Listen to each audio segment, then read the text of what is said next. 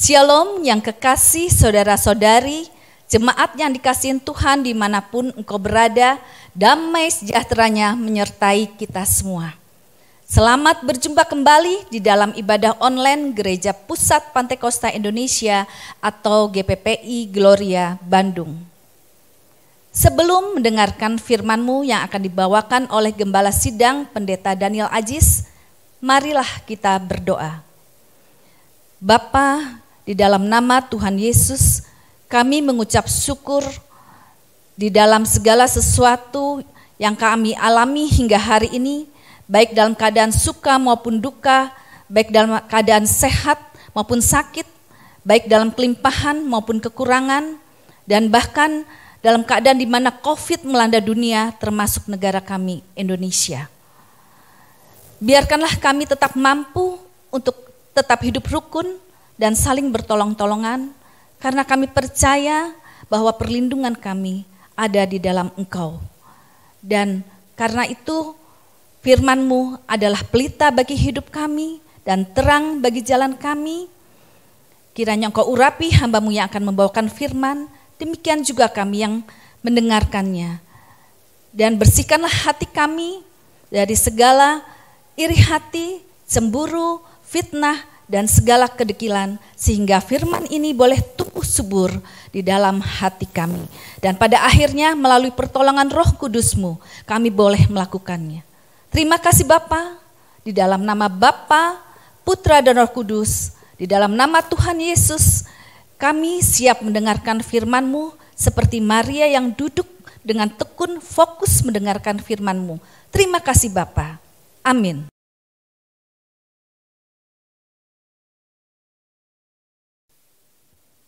Salam bahagia jemaat yang dikasihi Tuhan, dimanapun saudara, saudari, ibu, bapak berada dimanapun, kita boleh bangga, kita boleh bahagia sebab Yesus yang bangkit, dia punya kuasa yang hebat. Saudara-saudara, pagi hari ini kita akan pelajari bagaimana Yesus mempersiapkan dirinya ke surga. Saudara-saudara, kenapa Yesus mau naik ke surga? Tidak lain oleh karena kasihnya untuk kita, Yesus untuk menyiapkan tempat di surga bagi saudara dan saya. Apabila kita pulang, Tuhan sudah memberikan tempat yang kekal, yang abadi, yang terdapat di dalam Yohanes 14 ayat 2. Untuk itu saudara-saudara yang berbahagia, jangan gelisah. Jangan bimbang, percayalah kepada Bapa, percaya juga kepada Yesus. Dia yang sudah menyediakan tempat di surga. Saudara-saudara yang bahagia, yang pertama saudara-saudara kita belajar dari Injil Lukas 24 ini saudara. Yang pertama ada yang bahagia adalah seorang ibu yang pertama melihat Yesus. Siapakah dia? Tidak lain, di dalam Injil Markus 16 ayat 9. Ibu Yakobus, ibu dari Yesus. Saudara yang berbahagia, tetapi banyak juga murid-murid yang lain yang tidak percaya pada perempuan-perempuan yang sudah melihat kubur Yesus kosong. Termasuk Petrus yang menjadi bimbang juga. Kenapa Yesus bimbang saudara? Kurang yakin. Inilah yang kita pelajari. Kenapa orang kurang yakin? Nah, disinilah iman bertumbuh karena pendengaran firman Tuhan. Padahal Petrus sudah sering sekali berjalan dengan Yesus dan mendengarkan firman Tuhan. Tetapi Petrus, dia ketika Yesus bangkit dari kubur kosong, dia bimbang. Saudara, saya akan baca bagi saudara-saudara apa yang difirmankan Tuhan dalam Injil Lukas 24 ayat 9 sampai dengan 12. Dan setelah mereka kembali dari kubur, mereka menceritakan semuanya itu kepada saudara-saudara yang lain. Perempuan-perempuan itu ialah Maria dari Magdala dan Yohana dan Maria ibu Yakobus. Dan perempuan-perempuan lain juga yang bersama-sama dengan mereka memberitahukannya kepada rasul-rasul Tetapi bagi mereka perkataan-perkataan itu seakan-akan omong kosong dan mereka tidak percaya kepada perempuan-perempuan itu. Saudara-saudara, banyak juga murid Yesus, bahkan banyak jemaat Tuhan, jemaat Kristen yang hari-hari ini kurang yakin bahwa Yesus sudah bangkit dari kubur. Bahkan kurang yakin bahwa di dalam Yesus segala perkara, segala masalah dan lain-lain bisa diselesaikan oleh Kristus. Saudara-saudara, marilah kita belajar dengan firman ini, saudara, dan bahkan murid Yesus di dalam ayat 12, Petrus pun kurang percaya. Sungguh pun demikian, Petrus bangun lalu cepat-cepat pergi ke kubur itu. Ketika ia menjenguk ke dalam, ia melihat hanya kain kapan saja. Lalu ia pergi dan ia bertanya dalam hatinya, apa yang kiranya telah terjadi? Saudara-saudara, kalau kita tahu Petrus bersama Yesus 3 tahun setengah, Petrus masih juga kurang yakin bahwa apa yang dikatakannya dulu Yesus akan bangkit pada hari ketiga. Nah, inilah satu pelajaran, saudara. Kita harusnya semakin hari semakin melekat, makin memperdalam kebenaran firman Tuhan supaya saudara dan saya mengerti benar. Hidup kita adalah oleh kasih karunia. Hidup kita oleh pemeliharaan Yesus. Kalau hari ini saudara dan saya bisa melewati hari-hari dan dipelihara, baik dalam kehidupan keluarga, baik di dalam bisnis saudara, memang hari-hari ini tidak menyenangkan dalam usaha saudara. Banyak yang turun, banyak orang-orang pengangguran, banyak orang-orang kelaparan. Tetapi toh saat nanti ada waktunya di dalam Kristus indah pada waktunya. Asal kita percaya, saudaraku. Di dalam kehidupan ini kita yakin yang pertama, saudara, bahwa kebangkitan Tuhan Yesus membawa satu kebahagiaan bagi para wanita. Sebab wanita yang pertama jumpa dengan Yesus. Tidak salah kalau di gereja-gereja tempat ibadah kebanyakan para wanita yang lebih hadir, para wanita yang lebih aktif. Tetapi hari ini mari para pria sebagai kepala rumah tangga, sebagai imam-imam, jangan ketinggalan. Saudara. Sebab kita sudah saksikan, kita sudah selami bahwa Yesus bangkit. Tidak percuma kita percaya kepada Yesus. Karena dia bangkit untuk menyediakan tempat yang abadi untuk kita. Kita lanjutkan di dalam ayat 13, saudara, apa yang difirmankan Tuhan. Penampakan diri Yesus di Emmaus. Pada hari itu juga 2 orang dari murid-murid Yesus pergi ke sebuah kampung bernama Emmaus. Yang terletak kira-kira 7 mil jauhnya dari Yerusalem. Saudara-saudara, Emmaus adalah sebuah desa, sebuah kota kecil yang kurang lebih 7 mil jauhnya dari Yerusalem. Ayat 14, dan mereka bercakap-cakap tentang segala sesuatu yang telah terjadi. Ketika mereka sedang bercakap-cakap dan bertukar pikiran, datanglah Yesus sendiri mendekati mereka. Lalu berjalan bersama-sama dengan mereka, tetapi ada sesuatu yang menghalangi mata mereka sehingga mereka tidak dapat mengenal mereka. Yesus berkata kepada mereka, sementara kamu berjalan, maka berhentilah mereka dengan muram. Seorang dari mereka namanya Klopas, jawabnya. Saudara-saudara, 2 murid yang di Emmaus ini adalah bukan dari 12 murid yang sehari-hari bersama Yesus. Salah satu yang benar Kleopas, saudara. Yang satu lagi tidak tercantum dalam firman Tuhan. Tetapi kita percaya di luar 12 murid ini, Kleopas yang pertama, yang kedua bertemu dengan Yesus. Demikian saudara, ya, di Yerusalem. Emmaus, desa yang kecil, kurang lebih 7 mil jauhnya dari Yerusalem. Ya. Kenapa mereka ada terhalang matanya tidak merasa yakin itu Yesus yang bersama mereka di Emmaus? Karena kurangnya pendekatan mereka, tidak mengenal oleh karena hubungan yang kurang melekat dengan Yesus.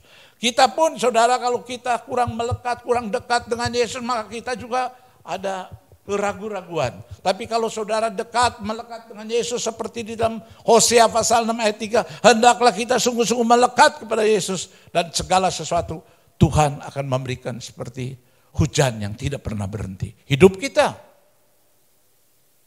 usaha kita, keluarga kita. Kalau kita mendekat dengan Yesus dan yakin Tuhan itu ada, saudara, saya yakin Anda tidak akan takut, tidak akan ragu, tidak ada khawatir. Marilah kita baca saudara, marilah kita sungguh mengenal Yesus yang lebih. Kita membaca dalam firman Tuhan, saudara, di dalam Hosea pasal 6, Hosea pasal 6, saudaraku, ayat yang ke-3. Hosea pasal 6, ayat yang ke-3. Kita akan membaca firman Tuhan, saudara, yang mengatakan kita harus mendekat dan melekat kepada Yesus. Supaya apa? Supaya segala sesuatu kita tidak ragu lagi, kita tidak takut lagi, tidak kecewa dalam menghadapi apapun. Seperti Kleopas tidak tahu bahwa di sebelahnya itu ada Yesus bersama dia di Emmaus. Nah ini banyak juga umat Tuhan, pelayan-pelayan Tuhan juga kurang mendekat kepada Yesus. Ketika ada badai, ketika ada masalah, mereka menjadi gelisah, menjadi takut. Padahal di dalam Tuhan Yesus, saya yakin segala perkara, segala masalah, apapun dapat dibereskan bersama Yesus. Asal kita percaya, asal kita beriman sungguh-sungguh.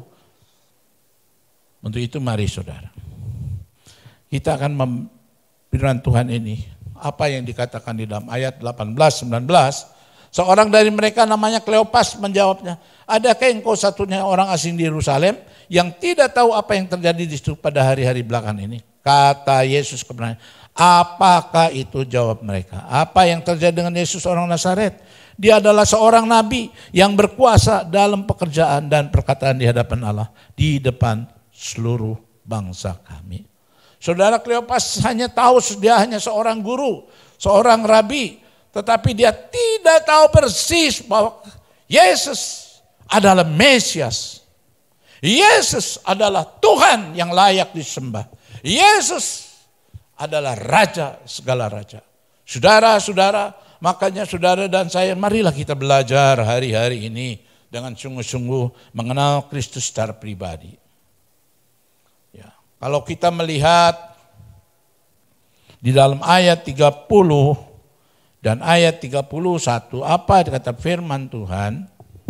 Kita membaca firman Tuhan, Injil Lukas 24 ayat 33. Waktu ia duduk makan dengan mereka, ia mengambil roti, mengucap berkat, lalu memecah-mecahkannya dan memberikannya kepada mereka. Ketika itu terbukalah mata mereka dan mereka pun mengenal dia, tetapi ia lenyap dari tengah-tengah mereka. Kleopas dan salah satu murid yang lain baru tahu Yesus ketika Yesus bersama-sama di rumahnya, bercakap-cakap dan makan serta bersama-sama lalu menghilang. Baru dia sadar bahwa itu adalah Yesus. Itu saudara yang berbahagia, saudara, berbahagianya kita kalau Yesus naik ke surga hanya untuk kita, ya, yang percaya naik ke surga supaya kita yakin bahwa di dalam Yesus ada hidup yang kekal. Sekalipun saudara dan saya belum melihat Yesus, tetapi saudara dan saya berbahagia. Berbahagialah orang yang tidak melihat namun percaya. Hanya ada juga murid Yesus yang namanya Thomas. Dia harus percaya dan benar-benar jarinya ditusukkan ke tubuh Yesus. Baru dia percaya. Tapi saudara dan saya sekarang tidak melihat Yesus, tapi saudara percaya. Itulah bahagianya saudara. Ya. Hal yang ketiga, Yesus menampakkan diri pada murid-muridnya. Saudara, Yesus juga tidak begitu saja Ketika ada persekutuan, kalau zaman ini, ketika ada cakap-cakap murid-murid Yesus di satu ruangan, Yesus tiba-tiba ada. Yesus datang. Tapi mereka rasanya kurang percaya. Dikiranya hantu, saudara. Firman Tuhan di dalam Injil Lukas 24 ayat 36 sampai dengan 39. Injil Lukas 36 sampai 39. Injil Lukas 24 ayat 36 sampai dengan 39. Dan sementara mereka bercakap tentang hal itu, Yesus tiba-tiba berdiri tengah-tengah mereka dan berkata kepada mereka, "Damai sejahtera bagi kamu." Mereka terkejut dan takut dan menyangka bahwa mereka melihat hantu. Akan tetapi ia berkata kepada mereka, "Mengapa kamu terkejut dan apa sebabnya timbul keraguan di dalam hati kamu? Lihatlah tanganku dan kakiku. Aku sendirilah ini. Rabalah aku dan lihatlah, karena hantu tidak ada daging dan tulangnya seperti yang kamu lihat ada padaku." Saudara-saudara, murid-murid Yesus juga terkejut ketika Yesus tiba-tiba ada di dalam ruangan itu. Dikiranya hantu. Memang hampir mirip Tuhan dan hantu. Tinggal dibalikan saja. Tetapi kalau murid-muridnya punya keyakinan yang hebat, karena dia bangkit, dia tahu Yesus bangkit, maka dia percaya itu adalah Tuhan. Saudara, marilah kita, kalau hari-hari ini kita nanti juga menyambut ya kenaikan Yesus ke surga. Ya, saya yakin juga ketika Yesus akan datang kedua kali, dia juga akan mengangkat kita dalam kemuliaan di awan-awan. Cuman kita tidak tahu, siapapun tidak tahu kedatangan Yesus yang kedua kali. Untuk itu marilah saudaraku. Ya, Yesus menampakkan diri beberapa kali. Yang pertama kepada Maria ibu Yakobus, yang kedua di Emmaus yaitu Kleopas dan temannya. Yang ketiga, Yesus menampakkan diri kepada muridnya ketika mereka bercakap-cakap, berbincang-bincang, yang terdapat di dalam Injil Lukas ayat 24 ayat 36 sampai 39. Dikiranya Yesus adalah hantu. Hantu tidak ada tulang dan daging. Tapi Yesus dinyatakan, "Aku punya daging dan tulang." Begitulah saudara. Mulai hari ini saudara, marilah kita yakin bahwa hidup ini bersama Yesus. Ya, kita jangan ragu lagi. Hidup ini hari lepas hari karena Yesus yang sudah bangkit. Bahkan Yesus mempersiapkan naik ke surga supaya saudara dan saya yang beriman percaya kepadanya, pada satu saat kita akan bertemu dengan dia di surga. Kita melihat bagian keempat. Yesus menginginkan murid-muridnya setelah banyak kejadian, banyak fakta yang terjadi, dilihatkan kepada muridnya, supaya muridnya itu menjadi saksi Kristus. Ya. Dan Yesus menjanjikan pada satu saat dia akan mencurahkan Roh Kudus, supaya saudara dan saya bisa memberitakan Injil ke seluruh dunia. Kalau Roh Kudus turun, saudara. Jadi marilah kita membaca firman Tuhan di dalam Injil 24 ayat 48 sampai dengan 53. Kamu adalah saksi dari semuanya ini dan aku akan mengirim kepadamu apa yang dijadikan Bapakku. Tetapi kamu harus tinggal di dalam kota ini sampai kamu diperlengkapi dengan kekuasaan dari tempat ini. Apa yang dijanjikan Bapa kepada kita, kepada muridnya, tidak lain adalah pencurahan Roh Kudus. Lalu Yesus membawa mereka keluar kota sampai dekat Betania. Di situ ia mengangkat tangannya dan memberkati mereka. Saudara-saudara, kalau saudara berjumpa dengan Yesus, selalu berkat datang kepada saudara yang percaya. Berkat itu bukan hanya materi, bukan duniawi, tapi berkat itu adalah damai, sejahtera, sukacita yang diberikan Roh Kudus, ketenangan jiwa, ketenangan roh. Saudara, sehingga saudara bisa menghadapi hidup ini dengan tenang. Saya percaya. Maka dari itulah, sembahlah dia dan hormatilah Yesus. Muliakanlah dia. Dan ketika ia sedang memberkati mereka, ia berpisah dari mereka dan terangkat ke surga. Ayat 52, mereka sujud menyembah kepadanya, lalu mereka pulang ke Yerusalem dengan sangat bersukacita. Mereka senantiasa berada di dalam bait Allah dan memuliakan Allah. Itulah saudara, satu luar biasa, Yesus yang mempersiapkan naik ke surga supaya murid-muridnya diyakinkan dulu, supaya mereka tidak bimbang. Untuk itulah saudara, saya percaya saudara dan saya harus bangga bahwa kita percaya kepada Yesus. Dia Allah yang benar, ya. Dia Tuhan yang hebat yang kita sembah. Di dalam Yesaya 9 ayat 5, Tuhan adalah penasehat ajaib. Tuhan adalah Allah yang perkasa. Dia Bapa yang kekal, Raja damai. Mari saudara, untuk itulah kita mulai hari ini sungguh-sungguh bersemangatlah senantiasa dalam melayani dimanapun saudara berada. Jemaat-jemaat, hadapi segala masalah, perkara saudara, apapun, gak usah khawatir. Ya, Tuhan yang menolong saudara. Tuhan yang meneduhkan saudara. Ya, asal saudara yakin, percaya. Banyak berdoa, banyak berjaga-jaga. Hari-hari akhir ini banyak sesuatu yang kaget saudara. Tapi itu sudah ditulis. Kalau saudara melihat ini permulaan zaman yang tertuang dalam Injil Matius 24. Banyak orang kelaparan, terjadi gempa, banjir dan lain-lain di luar pemikiran manusia. Tetapi kita tidak usah bimbang, tidak usah ragu. Percaya saja kepada Bapa, percaya kepada Yesus. Dia yang bisa memberikan damai, sukacita. Bagi dunia ini yang saat ini sedang gejolak yang luar biasa. Haleluya.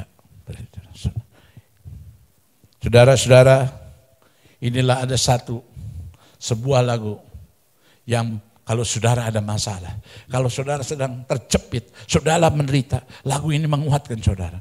Berserulah pada Yesus, Dia yang mengangkat beban hidupmu. Percayalah dan beriman padanya, Yesus harapanmu. Berserulah pada Yesus, Dia yang mengangkat beban hidupmu. Percayalah dan beriman padanya, Yesus penolongmu. Yesus penolongku.